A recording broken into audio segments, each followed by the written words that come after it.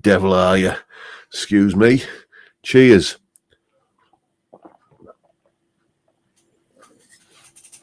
And for anyone who's interested, this evening, I shall be mostly falling down because of Heineken. Yes, indeed. Just want to say that Dave Lewis in the chat, he emailed me earlier today asking me if I was all right, because he said, I think you had a cold when you were doing the that guitar buying video that you saw yesterday. And that wasn't a cold, Dave. That was a hangover.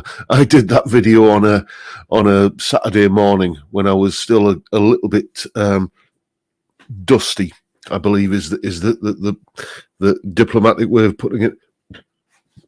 So let's see, as is the custom, who's on the attendance record tonight. Who have we got in first? Let's scroll all the way up to the top of the chat. It's sometimes dim, never thin. First one in tonight. Congratulations. And we've got Michael Palmer and David Evans and Danny Hancock, Cal B, John Ross, V, Vincent Brennan, Grandpa Joe, Johnny Random's in, Anton's in, of course, Frank Bolam, and Ozzy, I don't know where you are these days, but I hope you catch us on catch up on replay at some point, mate. And anyone else who's watching. Mr. Wrong's in, Chip Young, Dr. Gomez, and who else we got? Lawrence Hastings, the Essex Cat, Phil B, Billy Paul, and Chip Young, and Steve Hoggerton. How are you, Steve? Das Schaff, and Chris Ottewell, Ian Clark with his brand new Gordon Smith guitar. I've seen pictures of it and it is a nice looking beast, it has to be said. Scott Guitars, Dan from Scott Guitars is in, and oh dear me, Steve's been in hospital, and no booze, had a few nights in hospital recovery. Well, it sounds like you're on the mend, mate, so get well soon. And who else have we got? Bass at Night, Con Cross, Budget Guitar Show, how are you, Johnny? And OK Live, and basically all of the usual suspects.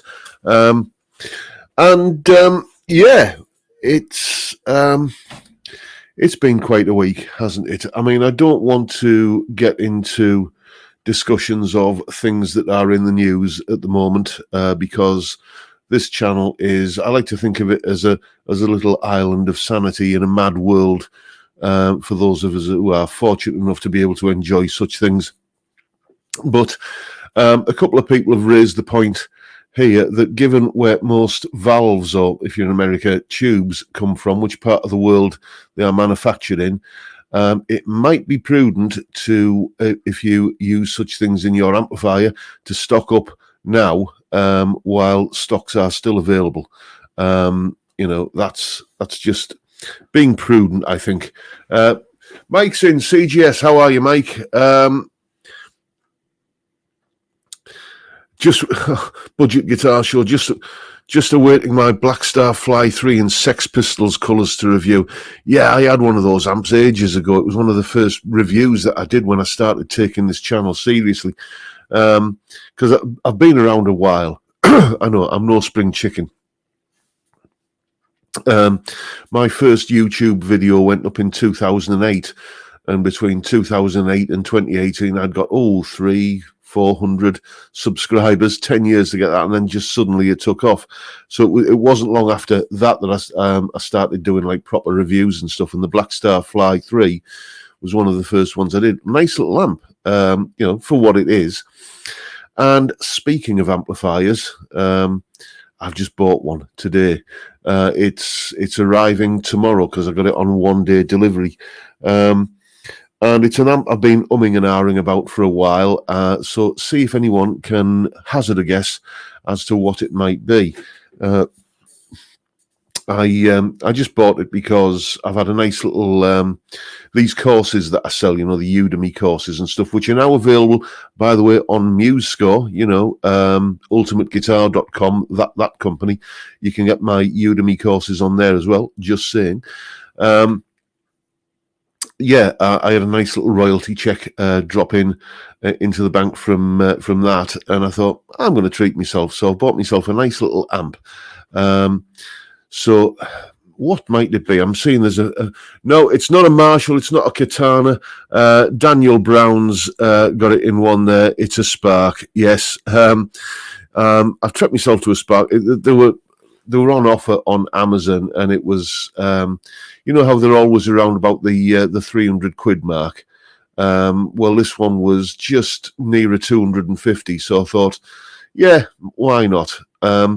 Usually when anything like that comes out, when there's a big noise about it, my gut instinct is always to hang back a bit and just see, let the dust settle a bit, let the hype die down, and let's see a few reports of what it's like as a long-term thing, what it's like to live with. And I've heard nothing but good things about it. I've had a couple of students who still, people who come to the house for lessons who brought them in because, one old chap, Glenn, he's called, bless him, he's a great bloke, but, he's not what you would call the most tech-savvy person. So I had to kind of set it all up and install the app on his phone and everything to kind of get him up and running with it. He's flying with it now. But I had a good old play around with it, and thinking, this is. Yes, I'm kind of interested, So I saw the good price and I pulled the trigger. So a little bit late, admittedly, but there will be a review coming up on the channel. Speaking of Spark, have you seen that that new tiny one that they've come out with? I think Darryl Braun's somehow got his hands on one, and that was on his. I saw that on his channel, I think, first thing this morning when I was beavering away doing a bit of stuff. Had a bit of YouTube on, and I saw his review of that, and. Yeah, he seemed to quite like it. So let's see what I've missed in the chat. So what's this? John, a guitarist in a band I've seen doesn't know the name of the chords or where the notes are, but was a better player than I could ever be. Have you ever known a guitarist like that? Yes. Excuse me, frog in my throat. I've known quite a few players like that, and it goes to the heart of the whole what constitutes music theory knowledge. If you've got somebody who can play really well and who can listen to a chord sequence and play over it, and play the chord sequence and just know what to do based upon some sort of understanding that they've got, then that constitutes music theory knowledge in my book. It then becomes a question of, like, does it matter if you do or don't know the textbook names that attaches to stuff?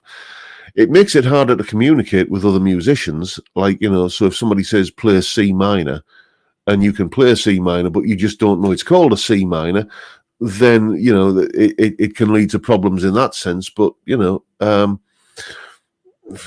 who knows? I mean, just the other day, I've always, here's a case in point.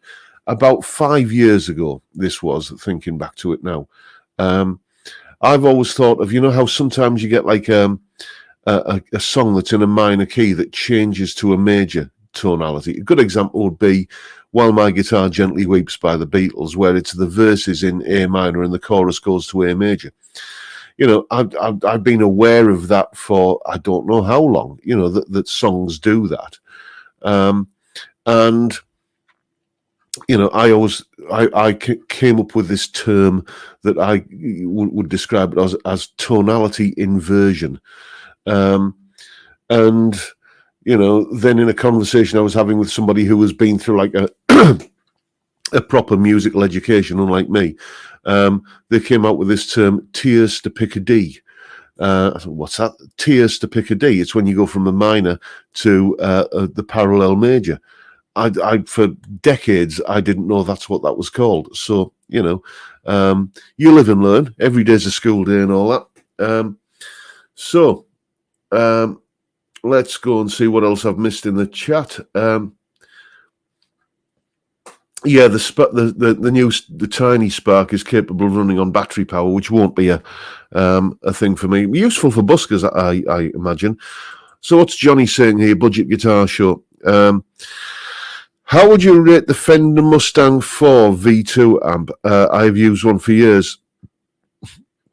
Never actually played through one, Johnny. But, you know, again, I get a lot of chatter from students and from guitarists that I know, and those Fender Mustang series of amps do seem to be held in high regard. So the only one I would say that that I tried and it basically just didn't work was the little headphone one, the Micro Mustang or Mustang Mini or Mustang Micro, whatever it was. You know the one. There was a big noise about it back end of last year. You're supposed to be able to use it as a recording interface and as a headphone amp and all manner of stuff. It just turned up and didn't work. So I sent it back, and I wasn't really that interested in trying a replacement. I'm always on the lookout for stuff that I can, buy cheaply or buy, that isn't a significant outlay that I can do review videos on, because they tend to do well for me. So that's why I bought it. But when it turned up and didn't work, I thought, meh, and I just got the money back, and can't remember what I spent it on. Probably beer. Speaking of, hang on. Anyway, I haven't told you what's coming up on what videos I've got coming up this week. So I always forget, don't I? So I've made a list. Excuse me. She'll have to top that up again in a sec.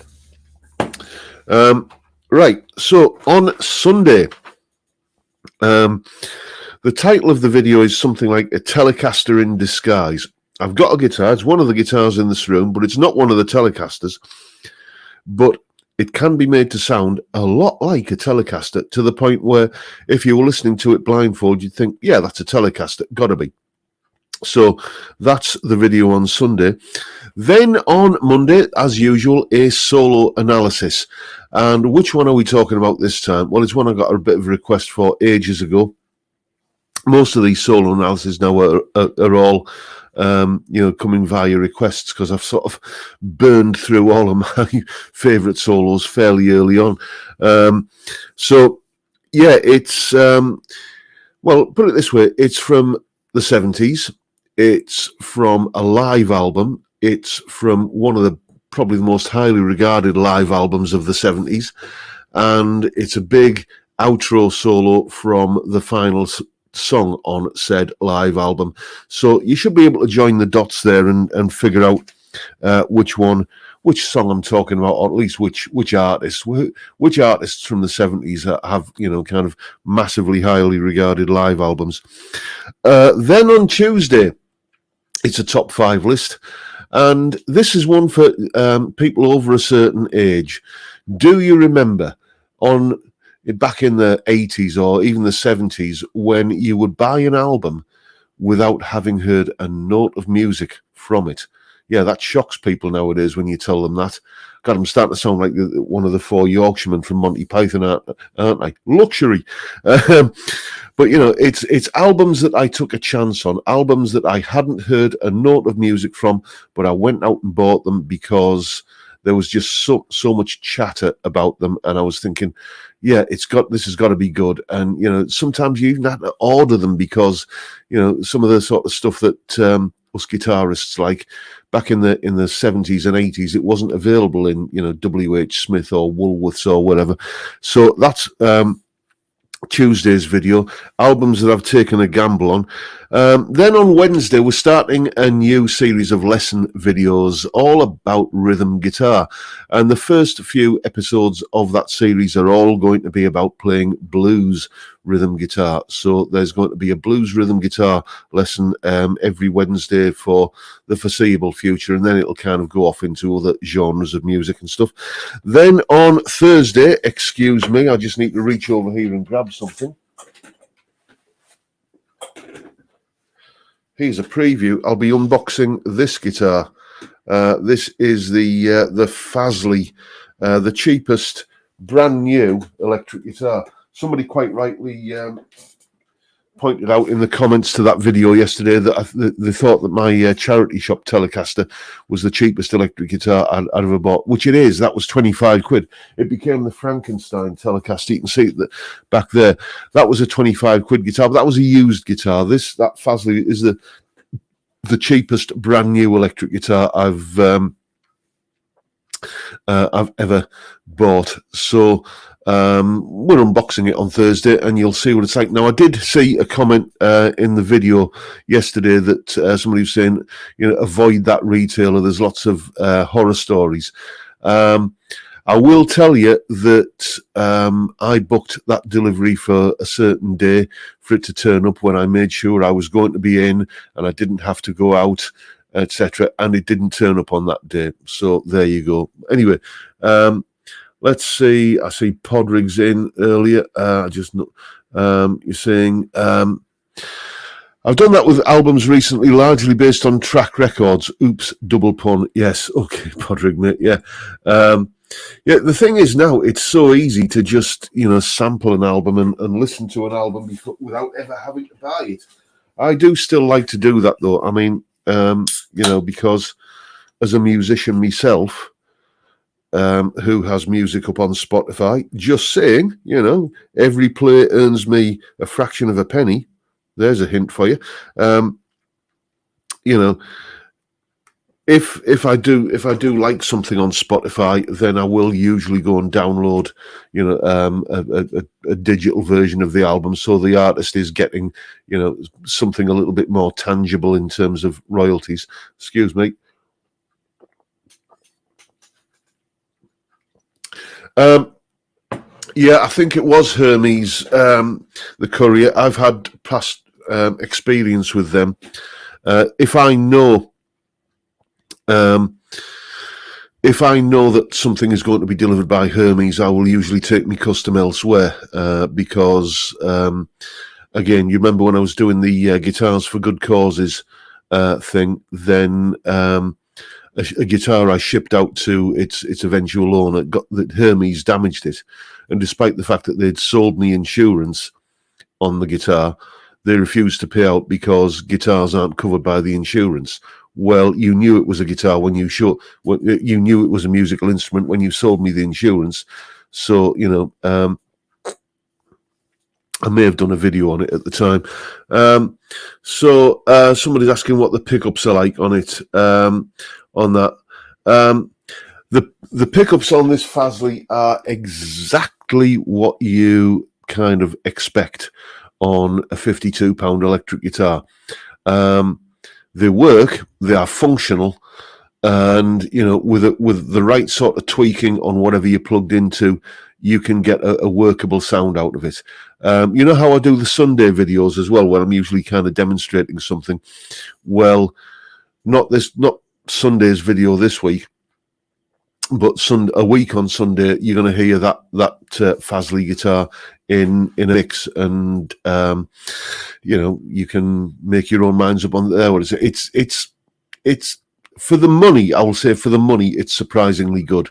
But I don't want to kind of do too many spoilers.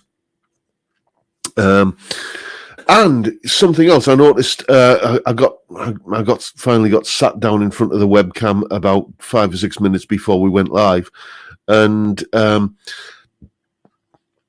I think it might have been Johnny Random was saying that how many live streams have we done now? It must be coming to the 2nd anniversary. Yeah, it was March the 27th in 2020.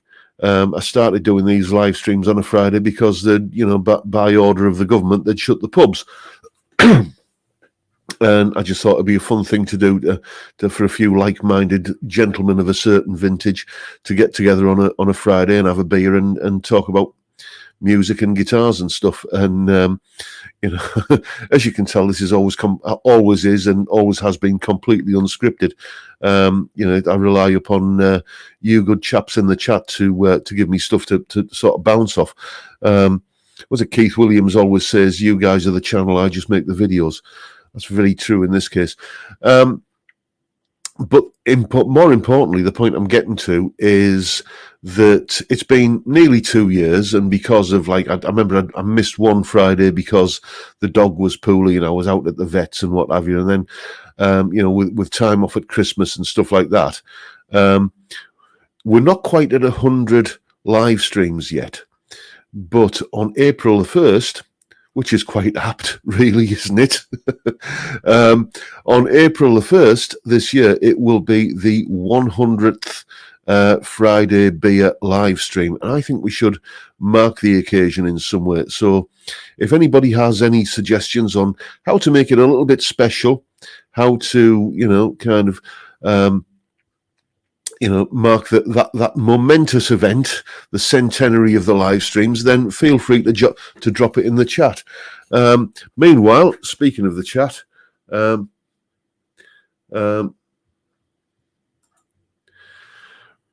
oh, sorry, Anton, I didn't mean to click on you. And now you can't stop. Well, I will read out anyway. And now you can't stop the beer streams. It's a tradition set in stone now. Well, as I said, I'll keep on doing it until you're sick of me. Let's see what this says. Random question: is a tube screamer completely useless for a bedroom guitar setup? No, it most definitely is not.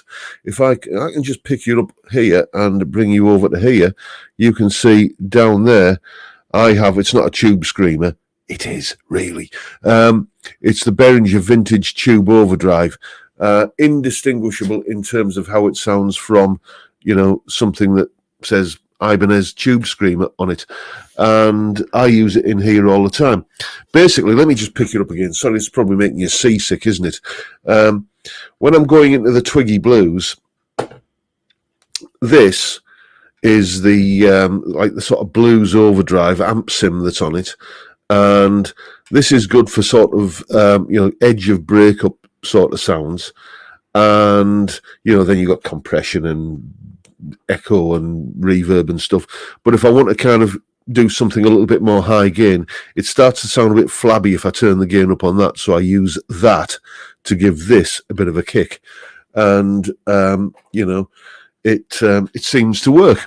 That is the setup I use for when I'm doing the kind of walk through, talk through sort of stuff, because when I'm recording, I'm usually using bias amp or something like that.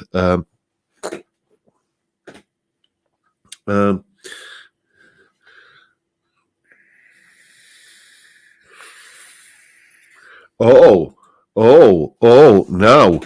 there's my mate Pete Long. Do it live from the Sapper's Rest.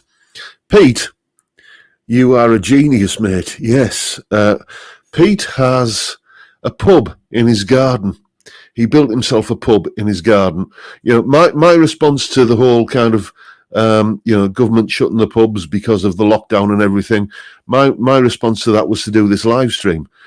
Pete's response to it was like one better. He thought, well, if they're going to shut the pubs, I'm going to build my own. And he did. The Sapper's Rest in his garden. I might just take you up on that, Pete. Well, you're going to be here for a lesson next week. Hope you're feeling better, by the way, mate. So, but if you're here next week, we shall let's talk.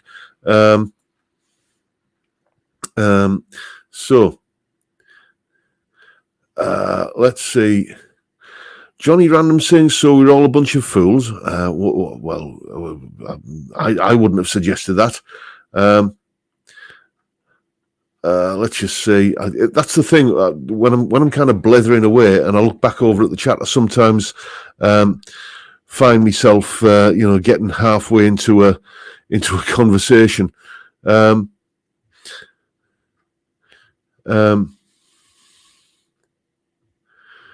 Yes, Johnny Random. Who remembers the days when you would buy an album and lend it to your mate to record onto a tape, and then you borrowed one of their records? Yes, indeed. I mean, perhaps I shouldn't be saying this, but I've had a beer, so I will. Yes, Phil. Pete is ex-Royal Engineers. Perhaps I shouldn't be saying this, but I will.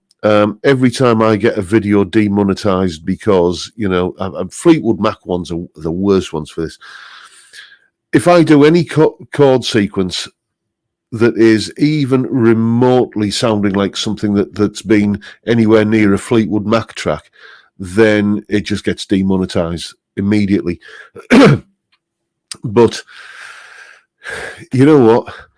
All of the albums I've taped and put onto cassette over the years and what have you, I reckon I've deprived the record company executives of more money than they've deprived me of in the long run. I think I'm ahead by a short nose.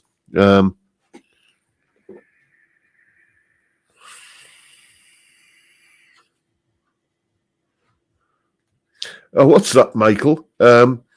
Thanks for helping me work out why Amarillo by Tony Christie has wrong chords in it. The key of F major with a C and F in it, and now I know. Did I ever do a video about that? I might have done. They all kind of blur into kind of a weird amalgam. I think I did a video on this, and then I mentioned that in that video. It turns out I didn't. I mentioned it in another video. Oh, DME Pete, you're still feeling a bit sick, poorly, are you? It's it is, well, just fingers crossed you get better, mate. As I say, if you're up to it by the 100th show, we will definitely look into doing it from the real pub rather than just in here. Anyway, excuse me, I just need some lubrication here.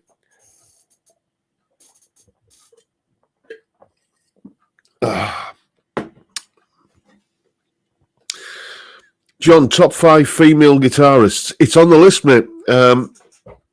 Usually when I do these top 5 videos, I like to do a little bit of research, and those are the only videos where I have anything at all approaching a script for them. It's in terms of actually doing the video. It's a short video to do because it takes as long to make as it does to watch. I just sit and blether away at the camera. But in terms of like the preparation that goes into them, I do like to do a little bit more there because, I like to do not exactly a script, but I have like a list of bullet points in front of me. Excuse me, that I like to mention as I'm going through the video. So that one is in production, mate. Yes.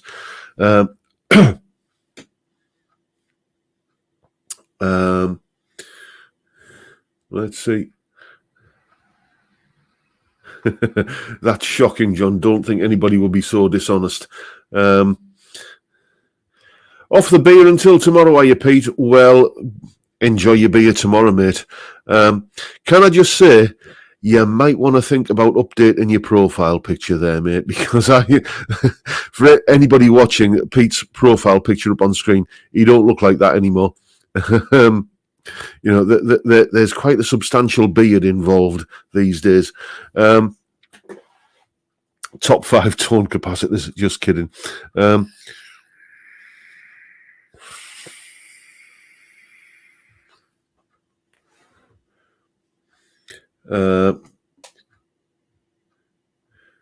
Tape trading got, what was that? Tape trading got May. I think, is that supposed to be many death metal albums?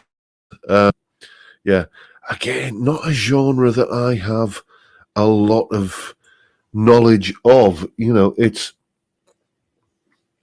Rick Beato talks about how for a large part of his life he was in what he describes as a jazz coma, and I can identify with that because for a large part of my listening kind of career, if you want to call it that, I was in a blues coma. I got into rock music in the late 70s when rock bands started, like Rainbow and Judas Priest. Two tracks that really stick out in my mind are Since You've Been Gone and Living After Midnight. That's when I really started taking notice of rock music. And I was into it for a couple of years, but then it just started all getting a bit spandex and poodle perm, and then thrash came along, and I thought, well, that isn't even on nodding terms with anything melodic. So I just sort of switched off rock and metal then for a good few years. Really, to be honest with you, really until the mid-2000s. I didn't really listen to much rock or metal, other than the stuff that I'd already kind of got into prior to that. So all of this kind of splintering of the heavy metal genre into, kind of power metal and death metal and black metal and, all of the other things with the, the suffix metal at the end of it. They all sort of passed me by, really. And I don't know, I mean, I never really got many students wanting to learn that sort of stuff either. My client base is very much divided between gentlemen of a certain vintage like myself who want to learn stuff by Clapton and the Eagles and Dire Straits and all of that sort of kind of stuff, and beginners who just want to learn to strum cowboy chords to be able to. Probably the weirdest song I've ever had to teach anybody is Knees Up Mother Brown, which probably won't mean a lot to anybody outside the UK. But that was the, it was, and maybe it's because I'm a Londoner as well. The same chap wanted to learn that, all the old kind of, Cockney, Pearly King and Queen kind of standing around the piano pub sing along classics. All of those. He was into wanted to play all that sort of stuff. So, maybe there are other guitar teachers that people go to if they want to learn all the kind of drop-tuned 7 or 8 string dugga kind of fan fret sort of stuff, because that's fine. That's not the audience I'm serving, it seems. Excuse me, I'm just get ready to type it, everyone. FLAKE. It's not bad this week. It's not going so bad. It's the Heineken. The flake was always the Carling. That's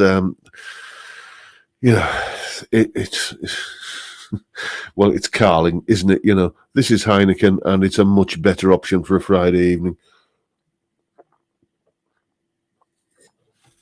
And it's going to get messy. I can tell it's going down rather flavoursome tonight, it has to be said.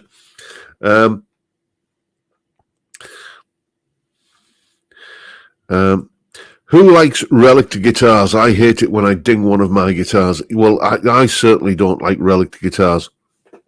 I don't mind guitars that have got a little bit of wear on them. I don't even mind. I can at a push. These guitars now that aren't like Relic, but they're aged, where they're not all knackered and beaten up looking, but they've got that. Excuse me. Maybe like a satin kind of finish that feels like it's kind of got a bit of age on it. It wouldn't be my preference, but I wouldn't be averse to owning one. But Relic guitars, it's just there's just something contrived and phony about them, and it's not for me. I mean, if that's for you, then. God bless you. Good luck to you. Then we're all allowed to be different, and that's what makes the world go round. But it's just not my cup of tea. That really is my sort of dilemma these days. We all do this, don't we? Excuse me, wind. The fantasy guitar collection. If you won the lottery, I probably even did a video about that a while ago. What guitars would you buy if you won the lottery?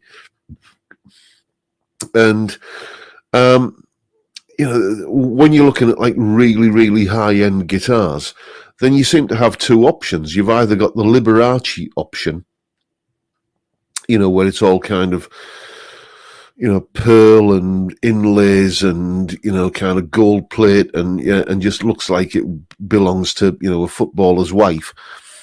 Or you've got the thing that looks like it's been buried in a peat bog for 40 years.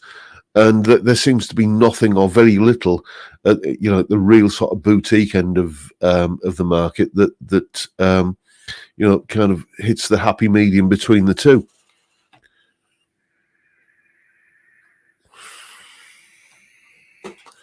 Any thoughts on flat wound strings?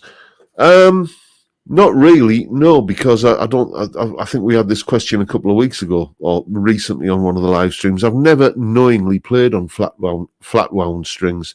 So, because they are a bit of a thing that you have to seek out. and have to know that you like them to then go and kind of find them and then put them on and pay the extra for them. And I've always been, well, but for years I used to use piccato strings. Does anybody remember them? And suddenly they were just not available anymore. Didarios were my string of choice for a long time. And then I went to roto sounds, and roto sound yellows 10 to 46, no problem. Use those for years. And then, I mean, just as I'm not affiliated with these in any way. Maybe I should be, but I use these days from Strings Direct, Legacy strings. Great strings, £4 a set, and I will put these up against the Darios any day of the week. I don't know what it is about my hands, but I seem to just kind of absolutely knacker strings. Oh, thank you very much, Andy. Tonight's on the Wild Arts. Oh, well, that's very generous of you. You're a gentleman and a scholar. Thank you very much. Cheers, Andy. What's that? Richie Blackmore used to use. I think you're trying to say piccato. Yeah, I seem to remember him in the ads in the guitar magazines back in the days when I used to buy those. Yeah, but those legacy strings, you get them from Strings Direct, which I'm not sure if they're available overseas, but I just seem to kind of absolutely corrode strings like nobody's business. Like, I remember when I was gigging, some gigs I would have to, because when you're gigging, you do 2 sets, a first set and a second set. I remember more than once having to change strings halfway through a gig, put like restring a guitar halfway through.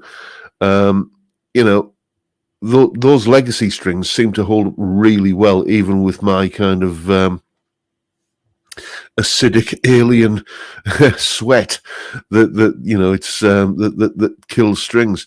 So I can highly recommend them if you've seen them and you think they can't be any good because they're too cheap, then just check them out. They're a great brand of strings. What's that, Kieran? My local guitar shop convinced me to try Didarios. The guy said he's called Rusty. I'm going to do a test compared to the Legacy, which I normally... Okay, yeah, go for it, Kieran. Be interested in the results. And Michael Broadhead saying, what about the Parker Fly? It's a Marmite thing. Yeah, I tried one back in, not long after they first came out, in the 90s, actually.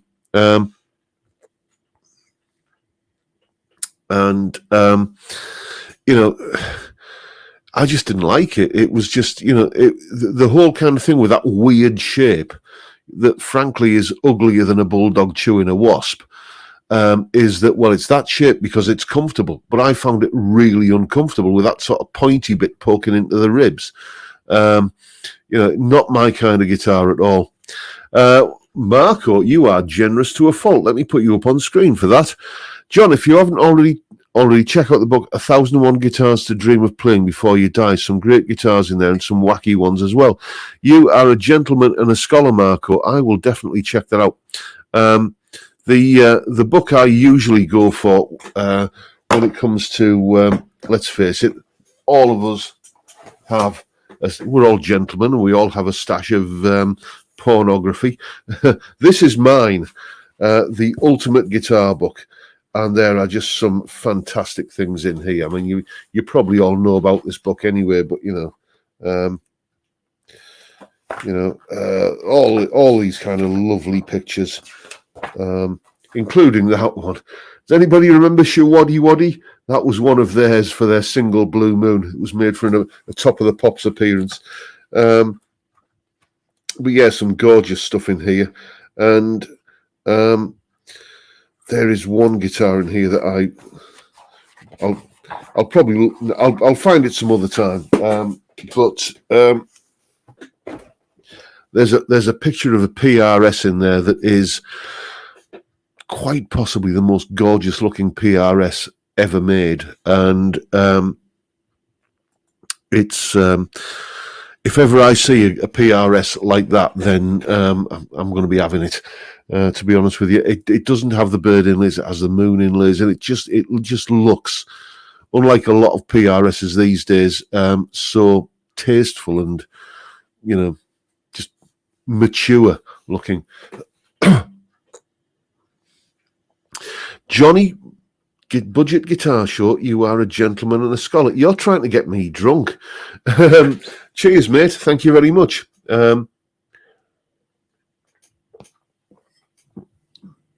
What's that? Dean Markley used to make great strings. The quality dropped for some reason, moved the manufacturing to the Far East, maybe. I'll tell you a thing about Dean Markley. When I was at college in the 80s, oh dear me, the last beer is coming out. I have to make this one last. When I was at college in the 80s, I had to do a bit of a project on, I can't remember what it was, but it was basically like, looking at the advertising industry.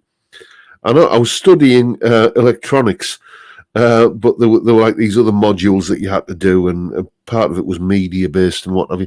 Anyway, long story short, you had to pick an advertisement and kind of do a breakdown of what the advertisement was trying to tell you. And the advertisement I picked was for a Dean Markley amp. Excuse me, I'm just going to put the light on here. Was for a Dean Markley amp. And you just don't see them nowadays.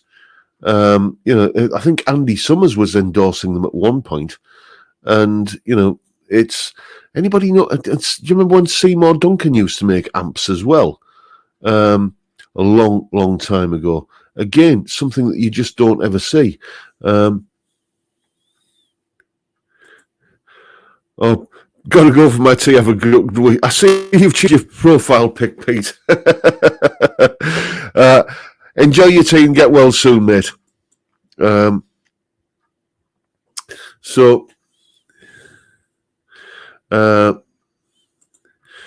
Remember the Colt 45 shaped guitar? Was Jim Cairns involved? Yes, indeed, he was.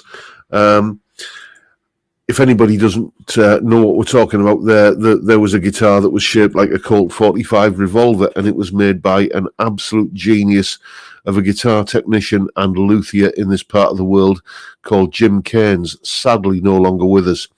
But he used to do all of my work on my guitars, and it's only since, sadly, Jim passed away a few years ago that I've really started having to educate myself on how to do guitar maintenance and setups. I'm just going to put another light on here because it's getting a bit dim, a bit like me.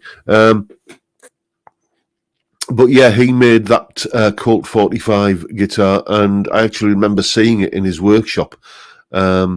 Because I think it had gone out over the years to whoever was it played. I think it might have been somebody famous. I can't remember, but he and it had come back in for a refret or something like that.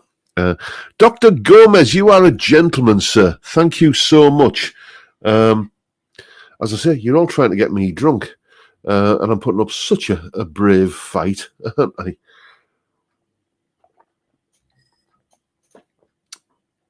Anyway, let's just scroll back up the chat, see what I've missed while I've been blethering.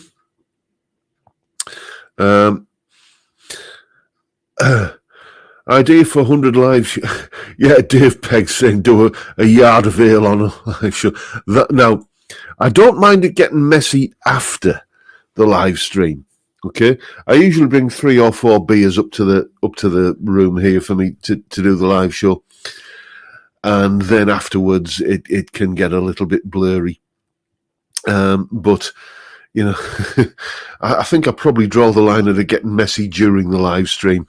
Oh,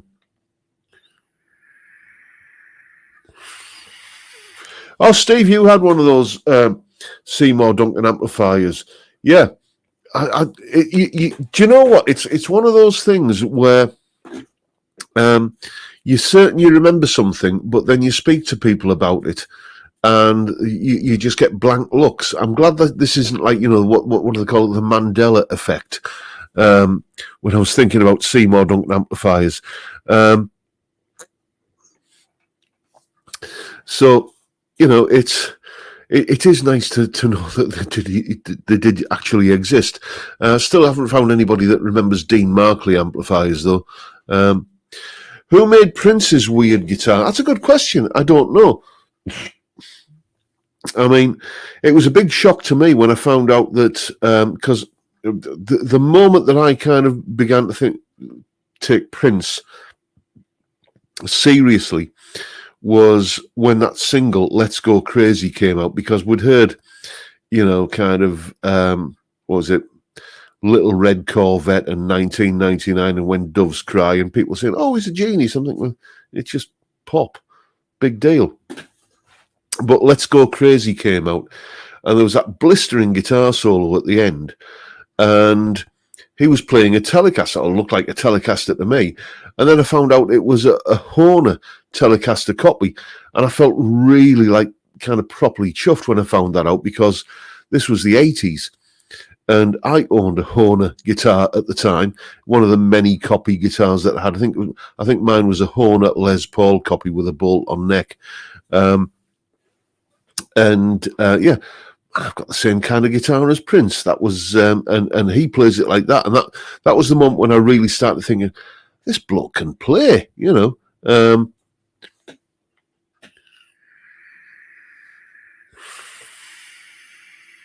Who are your favourite stand-up comedians? Says Michael Broadhead. I did a video about what makes me laugh not that long ago. It was sometime last year.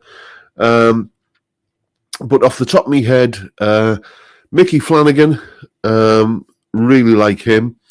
Sarah Millican, I think she's really properly funny. And who else?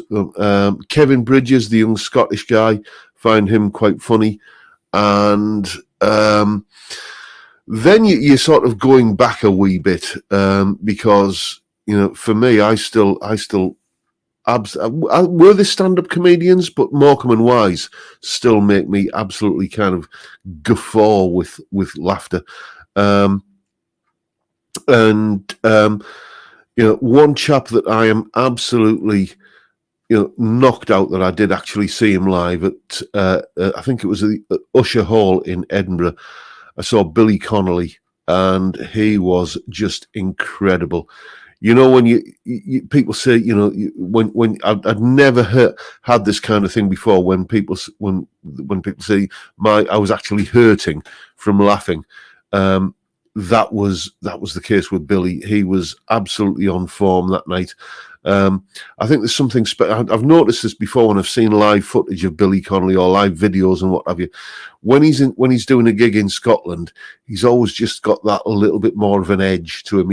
I think he used to describe it as, you know, he was always a bit more nervous doing performances in Scotland, because it was like dancing for your aunties, you know. And that energy came across, and he was absolutely brilliant that night, I have to say.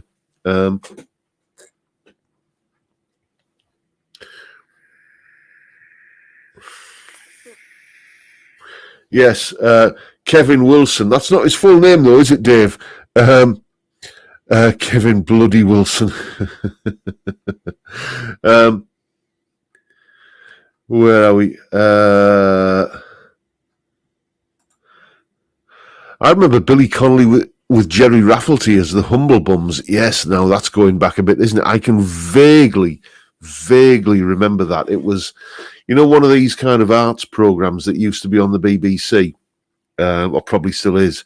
But, you know, sort of thing that's on a Sunday afternoon, or used to be back then, you know. Back in the early 70s, I was like really little, and I seem to remember that name, the Humble Bums, then, and then the next thing, you know, Billy Connolly's on the Parkinson show, and you know, kind of just that was, you know, his career sort of just really flew from there, didn't it? Remember Derek and Clive? And Dash Shaft saying, do Kevin Bloody Wilson, do do a video lesson on Hey Santa Claus, you. Yes, see you next Tuesday. Yeah, that song is on my. I've got a Spotify Christmas playlist, and that song is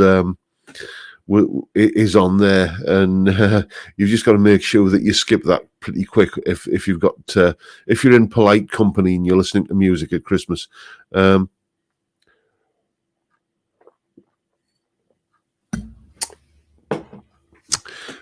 Let's see. I remember Billy Connolly on the Parkinson once with Angie Dickinson and Barbara Woodhouse. When he made that fart in a spacesuit joke, I thought Angie Dickinson was going to have a stroke. Yeah, I remember seeing that. That was one of his many appearances on the Parkinson show. You know, he's just one of those naturally funny guys, and it's so sad that you know the Parkinson's has done what it's done to him. You know, so. The thing is, we had one of his the tour I saw him on was the I think the tour was called "Too Old to Die Young" tour, and you know he was absolutely fine then, and this was sort of the mid 2000s or thereabouts. But then we got a live DVD because that's one of the things we always do at Christmas time because Christmas TV is usually pants, isn't it? Let's be honest. We always get like a bunch of DVDs in for Christmas, and we got a Billy Connolly one in. It was one of his very last tours, and mentally he was still absolutely on point, but you could see he looked really, really frail, and it was you spent half the time kind of laughing because he was still, you know, absolutely on it mentally, and still had that. It was still sparking there. But you just felt, you know, when you weren't laughing, you were thinking, "Dear me, Billy, you know, perhaps it's time to retire." And to be honest, I'm glad that he did retire from live performances when he knew it was the right time to, you know, because I think we can all think of either comedians or musicians who've just went on that little bit too long. When, you know. If they'd listened to the advice and thought, and kind of, yeah, maybe you should kind of hang up your spurs now, and leave it on a high. But you know, sadly, not everyone does. What about Blaster Bates? Vincent Brennan, you are a star, mate. Blaster Bates, who you see, a lot of people now are going, who's Blaster Bates? Blaster Bates I saw him live as well at Middlesbrough Town Hall. Blaster Bates was a demolitions expert who, just to earn a bit of spare cash, I think, started doing after dinner speeches recounting his career as a demolitions expert. And he was one of these natural raconteurs who could read the phone book and it would be funny. And he, you know, and there's a story where he's blowing up a cesspit, you know, and it's really funny. Just go and check out Blaster Bates and the Shower of Shit, and it's probably up on YouTube, and just go and check it out. You will not be the same afterwards, I promise you. Yeah, so Blaster, he was good live. I remember seeing him.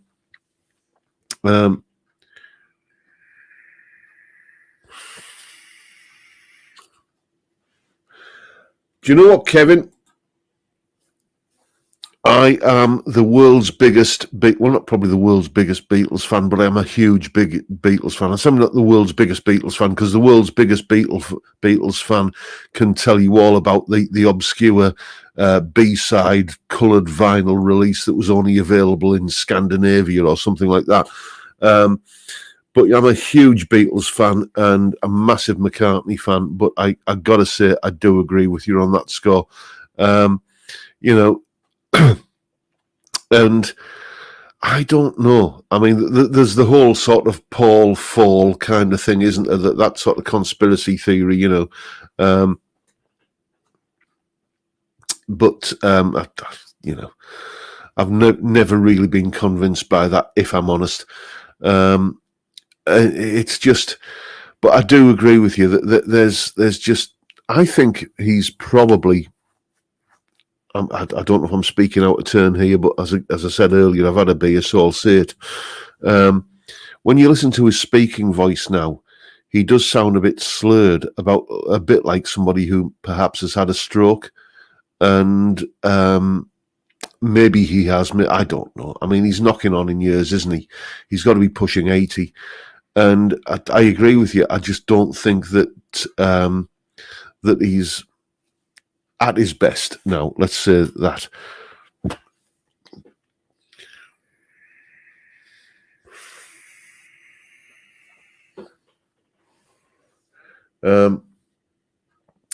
Jeff Rock saying Tommy Cooper. Yeah, I'll tell you a story about Tommy Cooper. Tommy Cooper, again, if you're not in the UK, you won't know who Tommy Cooper is, but he was a comedian who used to do a little bit of magic. And I've actually got two stories about him. His catchphrase was just like that, as I'm sure many of you know. But he was on holiday, he was on vacation in Egypt. And he was in one of these markets, the souk, I believe they're called, and he tried on a fez because he used to wear a fez on stage. The market vendor sees this English guy putting on a fez, and the market guy goes, just like that. And Tommy says, do you know who I am? He says, no, I don't know. I don't know who you are. He says, well, why'd you say that? And he says, every English guy who puts on a fez always says that line. But the other thing was he tried to break America. And, he was playing, I think, Caesar's Palace or the Sands or one of the big Vegas shows. And part of the comedy of his act was that the magic trick would always go wrong. And he was called up to the entertainment manager's office after like a week or so, and given a proper kind of dressing down because, we're going to have to end your residency if you can't get your magic together. They just didn't get the joke that like the magic trick going wrong was the joke, So it again, just things don't always translate across the Atlantic. Anyway, chaps, I'm at the end of my beer here.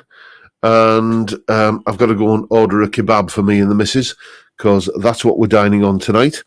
And it's been a pleasure. As always, I've sat here and talked absolute bollocks for the last hour. And 185 of you have turned up to watch me. I am so gratified, I can't tell you. And as I said earlier, I'll keep on doing it till you're sick of me. But for now, have a great weekend, everyone. But for now, time, gentlemen, please.